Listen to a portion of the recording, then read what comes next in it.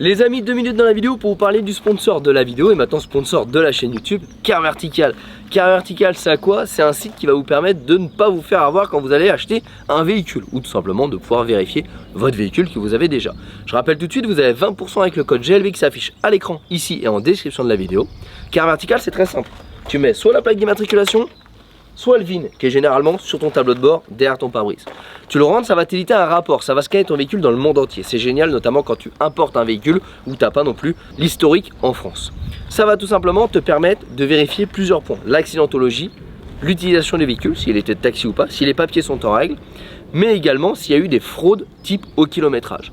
Donc tu vois par exemple un bon vieux Jeep comme ça, là on l'achète, tu vois, vu l'épaisseur de métal, il n'y a pas de danger. Mais quand tu achètes des petites bagnoles maintenant, tout en aluminium qui sont toutes fragiles, eh ben vaut mieux avoir un petit Car Vertical. Donc je te mets tout de suite un petit exemple d'un rapport. Donc là on se retrouve sur un rapport de BMW série 4. Alors immédiatement on voit que le compteur kilométrique RAS, pas de problème. Les papiers, statut juridique et financier, pas de problème non plus. Et par contre on voit qu'il y a un point d'exclamation sur les dommages. Donc ça veut dire qu'elle a été accidentée cette voiture là. Et pas qu'un peu, on va voir les photos. Et là immédiatement on voit qu'elle a quand même bien cartonné, hein. La face avant, les ailes, etc.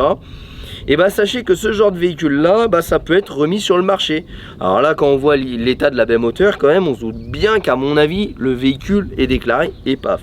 Mais il y a des petits malins qui vont acheter la voiture, qui vont l'envoyer dans des pays où la main d'œuvre elle est pas très chère, où ils sont pas trop regardants sur les normes, ils vont la remettre en état et après cette voiture peut être réimportée, soit de manière, je dirais, frauduleuse, soit de manière inconsciente. Quelqu'un qui n'avait pas eu l'information qu'elle a été accidentée, peut-être même quelqu'un qui n'y connaît rien, vous peut-être, vous achetez cette voiture là, pensant faire une bonne affaire, et là vous faites un petit Car Vertical et vous apercevez que vous venez de perdre votre argent.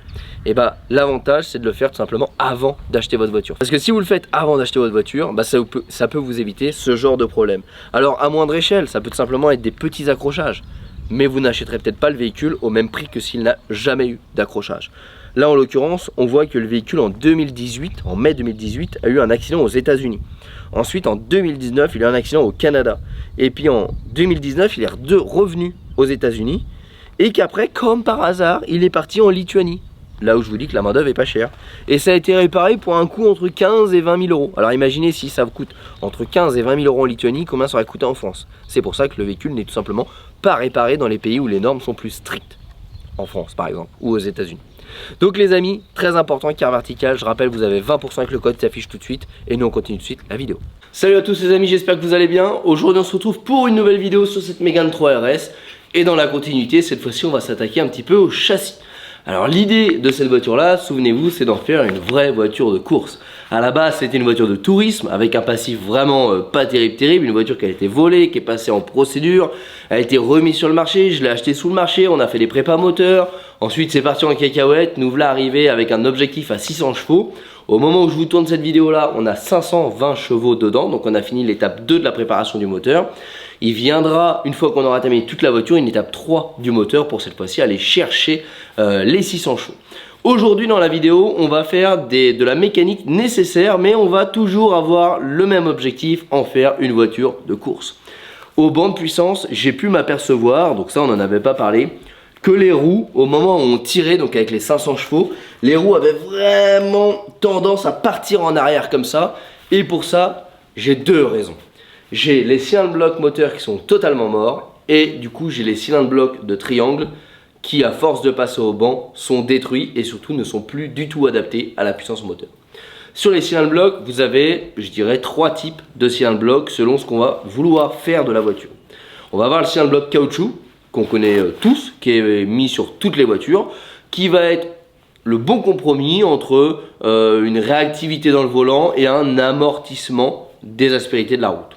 Ensuite on a la marque, alors c'est une marque mais je vais vous parler comme ça, tout le monde connaît, c'est en polyuréthane, mais on va appeler ça en Powerflex, que tout le monde connaît, qui sont bleu, rose, violet, ça dépend les modèles de véhicules. Et là on va être sur un caoutchouc très dur, plutôt presque du plastique mou, on va appeler ça. Et là, l'avantage de ces pièces-là, c'est tout simplement qu'on va venir rigidifier les cylindres blocs. Et les cylindres blocs vont tout simplement avoir moins de déformation et donner un meilleur ressenti dans le volant. Je vais vous expliquer après à quoi ça sert un cylindre bloc pour que vous compreniez un petit peu ce que je vous dis. Et ensuite vous avez la version course des cylindres blocs qui sont là totalement rigides, rotulés. Donc on a tout simplement des inserts usinés avec des rotules dedans. On n'a plus du tout aucun amortissement. Mais l'avantage, c'est qu'on n'absorbe plus les aspérités de la route. Par contre, on a un rendu direct et précis entre la roue et le volant. Et en course, on cherche ça. On cherche à avoir le moins de jeu possible pour que le volant soit le plus précis possible et le plus de remontée d'informations de la piste vers le volant. Et c'est là où je vais vous expliquer à quoi sert des cylindres blocs. Les cylindres blocs sur une voiture, vous en avez un petit peu partout. Là, on va parler de la partie moteur et de la partie transmission parce que c'est ce qu'on va s'occuper dans cette vidéo. Le cylindre bloc, c'est une pièce en matériaux que je viens de vous expliquer, donc plastique, enfin caoutchouc, plutôt plastique ou alors totalement rigide, qui va permettre la liaison entre deux pièces. Je m'explique. Vos trains roulants sont composés de triangles inférieurs et supérieurs et de jambes de force. Vos triangles vont relier le moyeu de la roue, où vient se fixer votre disque et votre roue, à votre châssis. Et bien tout simplement, pour quand vous roulez sur des routes un petit peu défoncées, que le bitume n'est pas parfaitement lisse, que vous avez des petites aspérités sur la route, et bien pour gommer tout ça, pour un maximum de confort, on ne met pas les pièces en direct sur le châssis. On vient mettre des cylindres blocs entre la pièce et l'autre pièce pour venir faire une absorption comme un amortisseur de la pièce qui va venir absorber tout ça et vous dans la voiture vous avez un confort qui est accru. Voilà à quoi sert un cylindre bloc. Permettre d'absorber des vibrations entre deux pièces. Mais si on absorbe les vibrations, on absorbe aussi le ressenti et on a aussi une certaine déformation. Un amortisseur, plus il va être confortable, plus il va être mou, moins on a de ressenti. On va avoir la voiture qui a tendance à faire ça. A l'inverse, sur une voiture de sport, l'amortisseur est plus petit, plus dur, moins confortable, mais on a une voiture qui est plus incisive. On sent vraiment une différence dans la conduite. Et bah, les cylindres blocs, c'est exactement la même chose, mais entre deux pièces. Maintenant, on va parler un petit peu des cylindres blocs moteurs. Au niveau du moteur, eh ben, ça va être exactement la même chose. Vous allez comprendre, parce que là, ils sont totalement morts. Pareil, hein, la voiture n'est pas prévue du tout pour encaisser cette puissance. Donc forcément, ça se répercute où? Ça se répercute sur les cylindres blocs. Voilà. Un cylindre bloc, ça fait aussi office de fusible. Un cylindre bloc, sur le moteur, vous en avez plusieurs. Souvenez-vous, quand on a remonté le moteur, vous en avez un là, qui va supporter le poids du moteur. Vous en avez un sous le bac batterie qui va supporter également le côté boîte de vitesse. Donc là, on va avoir des cylindres blocs qui vont travailler de haut en bas, qui vont venir soulager le poids du moteur. Et ensuite, on en a, qu'on va appeler les cylindres blocs de couple, qui vont éviter que le moteur travaille comme ça. Quand vous accélérez, ça va faire ça. Voilà. Et bien, c'est tout simplement celui-ci, et on a le même en bas, à peu près dans cette zone-là. Donc on a deux cylindres blocs de couple, et deux cylindres blocs qui vont permettre de délester le moteur de son poids. Ceux-là vont avoir tendance à s'écraser, donc ceux du poids vont avoir tendance à s'écraser. Celui côté boîte, il est bon, mais celui-là est totalement mort, donc on va le remplacer. Il est écrasé. On va mettre un origine pour celui-ci. Et ensuite, pareil, pour le moteur, il existe trois types de cylindres blocs. Le caoutchouc, le standard, qu'on va laisser pour ceux qui portent le moteur. Après, vous avez ceux en polyuréthane qui vont venir renforcer le côté coupe, donc on va limiter le mouvement du moteur comme ça. Et ensuite vous en avez carrément qui sont montés en rigide sur des rotules, un petit peu comme les cylindres blocs que je vous ai montré pour les roues. Aujourd'hui j'ai fait le choix de monter en polyuréthane et pas en rigide. Pourquoi? Parce que j'avais peur que le rigide soit trop rigide dans le bloc moteur et nous fasse de la casse au niveau de l'échappement, surtout au niveau du turbo et du collecteur. Parce que plus ça va être rigide, moins on va absorber de vibrations. Moins on va absorber de vibrations, plus ça va vibrer.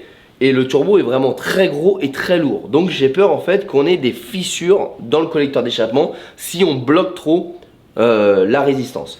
Mais à l'inverse, l'avantage c'est que quand on met gaz, on a un moteur qui est plus réactif parce qu'il y a moins de déformation au niveau de la baie moteur. Voilà. Mais en gros mon moteur il travaille comme ça. Voilà, celui-ci est écrasé donc on va avoir besoin d'en mettre un neuf pour tout simplement remonter. On a un petit centimètre pour vous donner un ordre d'idée d'affaissement ici. Mais le pire ça reste ce ici. En fait, plus votre moteur va être puissant, plus il va avoir tendance à s'échapper comme ça. Donc plus il est puissant, plus vous allez défoncer vos cylindres blocs d'origine. C'est pour ça qu'on monte des cylindres blocs renforcés sur des prépas. Et bien là, tout simplement, on les a pas reçus à temps, parce que j'aurais dû les recevoir il y a maintenant un mois, mais ça a du retard. Et bien regardez, alors celui en bas est le même, mais là, normalement, vous ne devez pas pouvoir faire ça. Voilà. Là, le cylindre bloc est totalement mort. Même un caoutchouc, ça ne doit pas être aussi mou que ça. Donc un cylindre bloc d'origine ne doit pas être aussi mou que ça. Donc ce qui fait qu'en fait mon moteur a énormément de mouvement. Maintenant mon moteur se balade carrément dans la baie moteur. C'est hyper désagréable. En sensation de conduite c'est totalement pourri. Et surtout, à l'inverse, quand il y en a trop, on va aussi casser des choses. Parce que du coup, ma descente de turbo va venir taper dans mon tablier. Et à chaque fois, ça va venir choquer. Et ça peut finir par casser également. Donc c'est parti, on lève la voiture, on dépose nos roues, on dépose nos triangles inférieurs. Et on remplace nos silent blocks.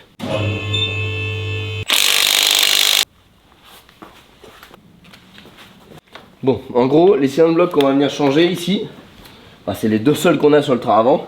C'est ceux qui sont ici. Donc en fait on a le triangle inférieur qui est ici, on en a un là et un là. Je sais pas si vous voyez mais ils sont bien fatigués. Donc là je démonte ici et je démonte ma rotule ici. Et normalement mon triangle devrait venir. Donc c'est parti.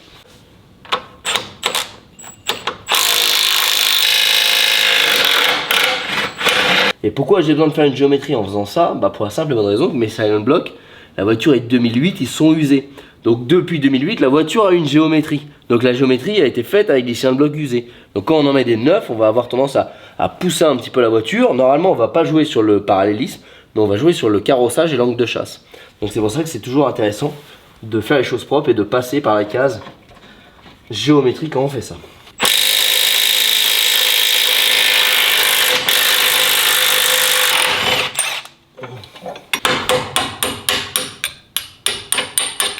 On ne frappe jamais fort sur un embout, toujours sur l'écrou.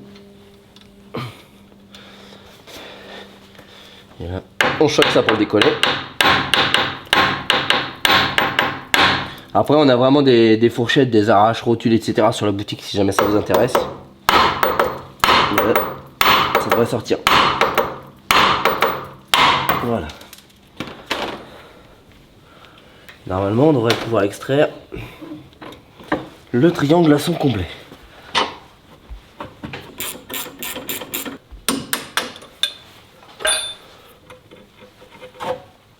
Allez.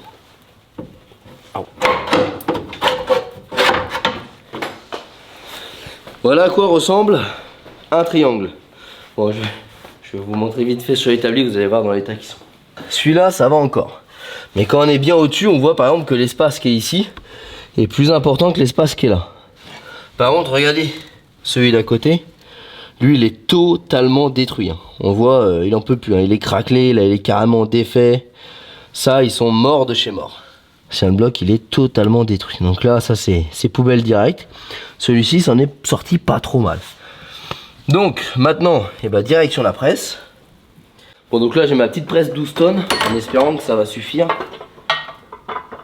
Voilà. On essaie de caler ça comme on peut.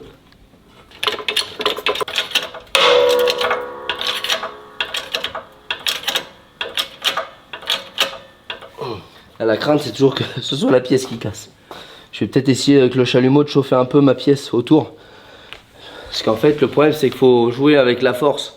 Mettre des tonnes c'est bien, mais c'est aussi risqué de casser la pièce. Donc là le fait au chalumeau de chauffer un peu autour, ça va dilater ma pièce là sans que l'autre se dilate, enfin moins. Et du coup des fois ça sort en laissant la pression comme ça.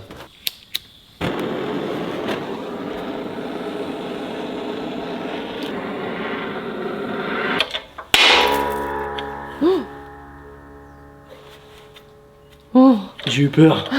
Mon cœur s'est arrêté de battre. En fait le caoutchouc il s'est, je sais pas si vous avez vu à la vidéo. En fait ça a fait un gros bling avec une vibration, bon en vrai c'est ça qui a vibré. Sauf qu'il y a le petit bout de caoutchouc qui s'est mis là. Et genre je me suis dit, oh putain la pièce elle a pété quoi. Mais non. Petit coup de stress.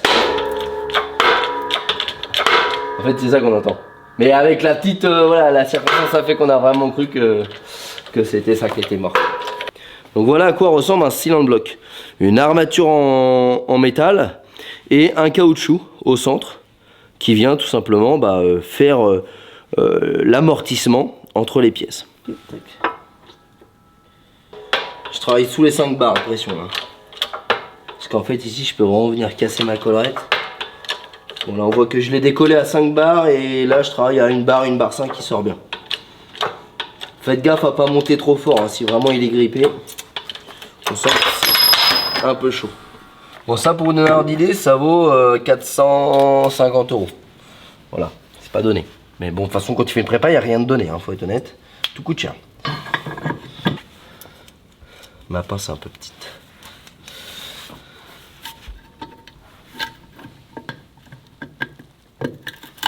Voilà.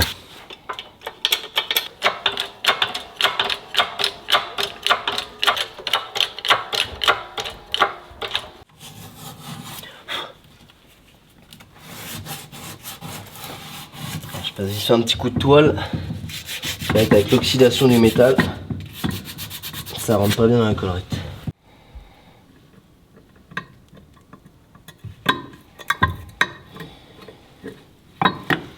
Bon, et ben maintenant qu'on a mis ça, c'est tout bon. On vient placer nos entretoises.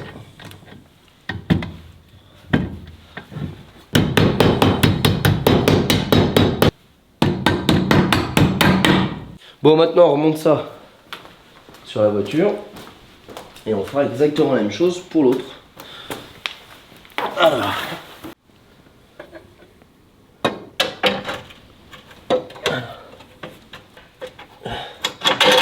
Voilà. Voilà.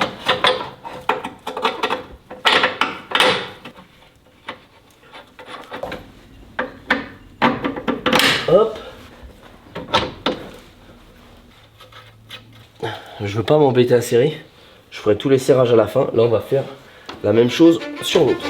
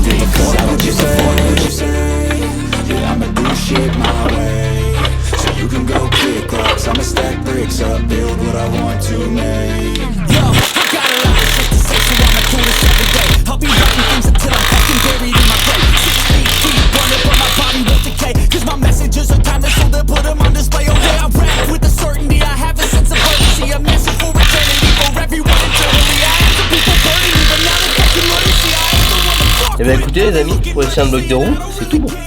On n'a plus qu'à remonter nos roues.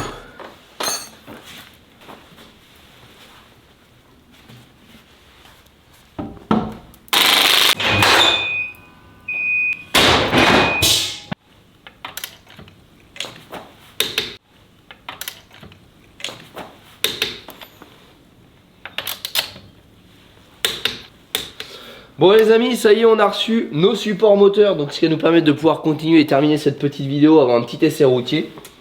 Alors, vous allez voir quand on va faire l'essai routier, on en a profité, on a commencé la vidéo en parallèle où on allège la voiture. Donc on va pas tout vous spoiler, mais effectivement elle va être un petit peu dépouillée pour l'essai. Premier support qui va venir au-dessus, déjà qui va embellir un petit peu ça parce qu'il est un peu dégueulasse celui-là. Alors pour les autres, là je sais pas si vous voyez, mais on a pris du Motorsport, ça veut dire que ça va aller vite. Revenons à nos pièces Motorsport. Donc là on a des pièces en aluminium avec des gros supports moteurs rigides. Et donc là l'idée c'est de venir vraiment brider notre moteur. Donc ça c'est des brides anti-couple hein, pour éviter que notre moteur du coup navigue comme ça. Donc là je pense que lors de l'essai on va avoir quelque chose de beaucoup plus réactif. Parce qu'aujourd'hui quand tu appuies sur la pédale, qu'est-ce qui se passe? Le moteur cabre et ensuite ça part. Et quand ça cabre, ça joue aussi sur les trains roulants. Donc les trains roulants, on a mis tout en rotulé, donc on va voir ce que ça donne. Mais vraiment le fait de faire train roulant et support moteur devrait vraiment changer radicalement le comportement du moteur.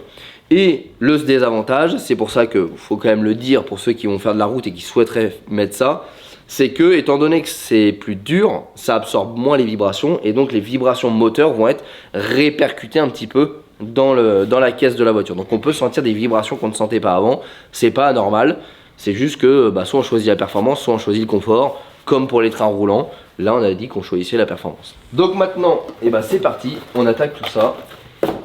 et on remplace. Bon, pour ceux qui souhaiteraient un beau petit cric, mylittlegarage.fr, là on a des magnifiques crics qui sont géniales. Et après tu me dis est-ce que ça roule bien sur les dalles? Bon bah voilà, t'as compris, ça roule bien sur les dalles. Non franchement ils sont géniaux. Et en plus il lève en 2 coups et demi la voiture. Voilà.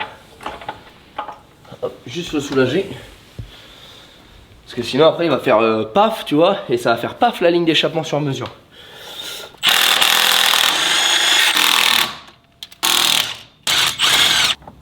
Il fait super froid, j'ai du mal à bouger les doigts.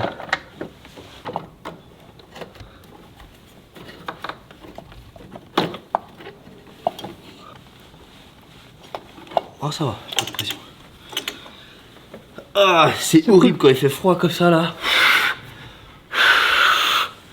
Les doigts ça fait trop mal. Alors est-ce que ça sort avec une norme? Ouais ça sort. Hop. Alors.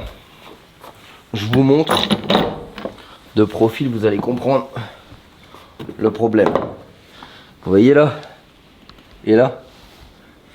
Là on passe le doigt sans problème, hein, large, et là on passe pas du tout. C'est cette pièce là qui s'est écrasée. Voilà. Et donc du coup 1 cm sur notre moteur, ça fait que le moteur est 1 cm comme ça. Donc pour ceux qui connaissent un petit peu les angles, quand tu as 1 cm là par rapport à là-bas, la progression c'est à dire que tu as peut-être 3-4 cm d'écart. Donc ce qui est quand même pas négligeable.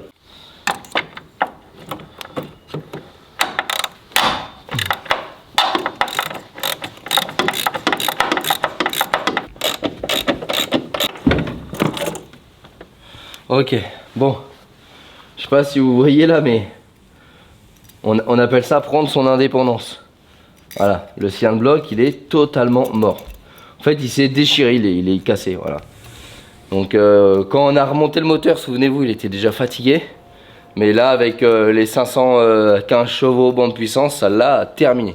Dans le mot rentabilité, tu vois, là, on l'a rentabilisé. Poubelle. Bon. Maintenant, on replace la pièce. Elle peut aller que dans un sens parce qu'en fait, il y a une petite empreinte ici qui va dans le moteur. Là. Donc du coup, on peut pas se tromper. On la repositionne en premier. Bon, maintenant qu'on a placé le support renforcé, on met le support d'origine. Ça va permettre de soutenir le moteur et après, on serre tout. Hop.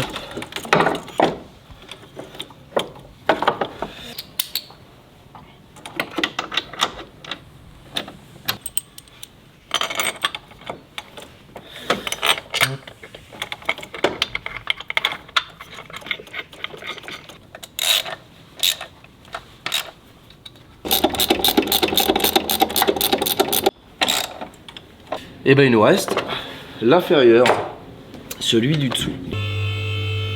Bon, la deuxième se trouve ici, tac.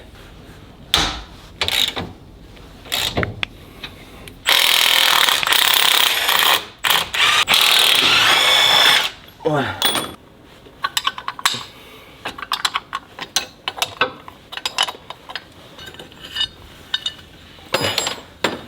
Et là, voilà, celui-là. Alors celui-là, vous voyez, il est pas cassé comme le premier, mais par contre, on voit qu'il est plus du tout centré. Il est complètement affaissé, quoi. Le caoutchouc s'est détendu et puis ça a tout écrasé. On va essayer de lui passer la vis déjà.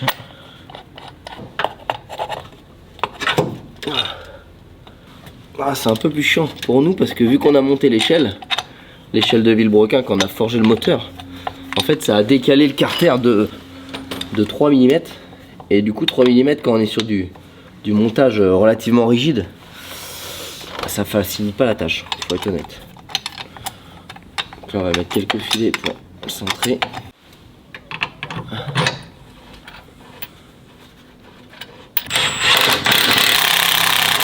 Voilà.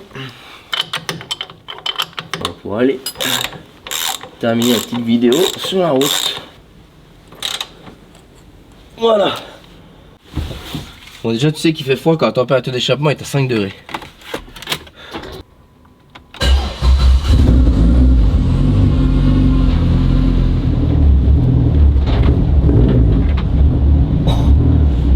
déjà c'est hyper bizarre. Parce qu'en fait j'ai l'impression que ça fait genre j'ai changé mon embrayage. Parce que du coup dès que l'embrayage y colle ça entraîne les roues, alors qu'avant bah t'avais un battement du moteur comme ça. Alors vous allez entendre beaucoup les bruits de gravillon etc. C'est parce que comme je vous ai dit on l'a vidé. Enfin on l'a vidé, on a presque fini de la vider. Alors au niveau du train avant rotulé, pour l'instant on voit pas trop de différence. Ah si, je vois une différence. Mon volant il est redevenu droit. Le volant il est revenu droit. Donc en fait ça veut dire que j'avais pas de problème de géométrie. Le problème que j'avais c'était que mes cylindres blocs de triangle étaient totalement morts. Bon on va laisser tranquillement chauffer.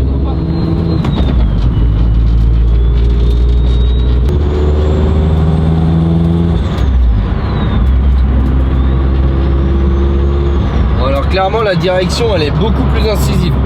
Là vous voyez quand je tourne, je sais pas comment expliquer. C'est pas moins confortable, je m'attendais vraiment à qu'on ait des remontées de vibrations dans le volant et pas du tout. Par contre quand tu viens tourner, alors avant je l'avais jamais remarqué mais t'avais presque comme un flottement. Je sais pas comment l'expliquer. Là voilà, à peine tu bouges 1 cm, la direction elle bouge, c'est vraiment tac tac. Et surtout mon volant est redevenu droit. J'étais persuadé que ma géométrie était morte, mais en fait j'avais du jeu dans les cylindres blocs.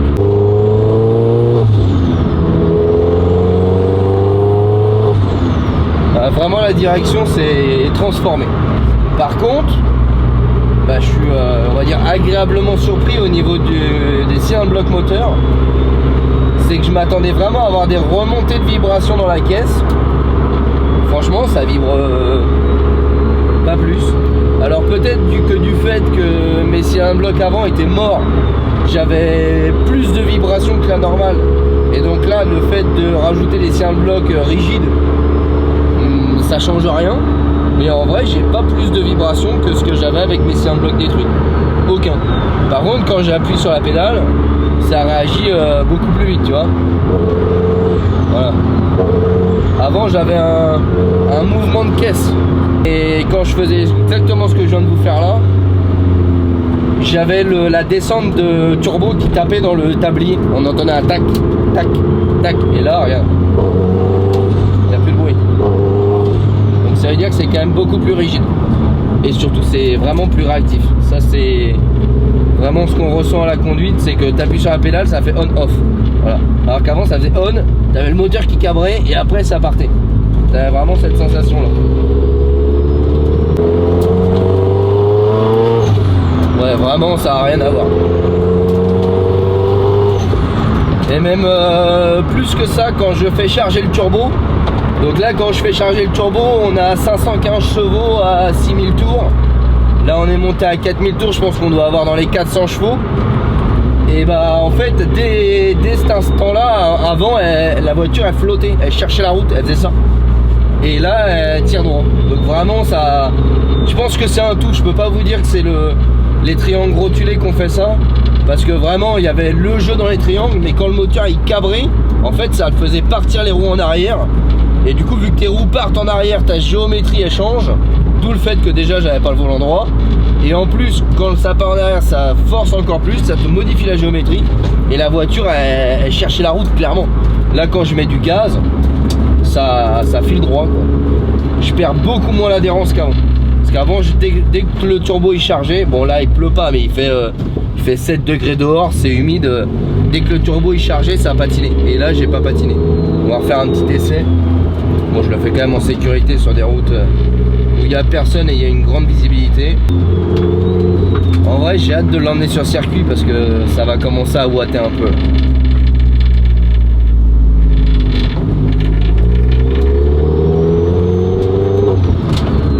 Il est quand même vraiment parti en couille. Maintenant on va avoir la Mégane 3 RS la plus radicale de France. Et on va l'appeler la radicale. Bon on va faire charger le turbo. On va se mettre en ligne droite quand même, on va pas prendre de risques. Alors on est quand même sur une route défoncée hein, donc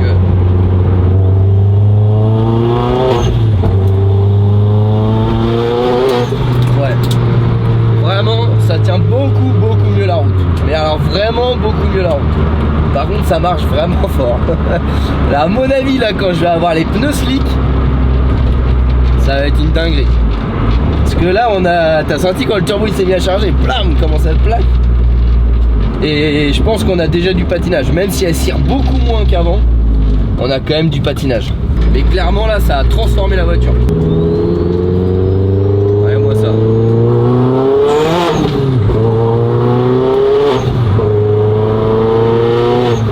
C'est débile.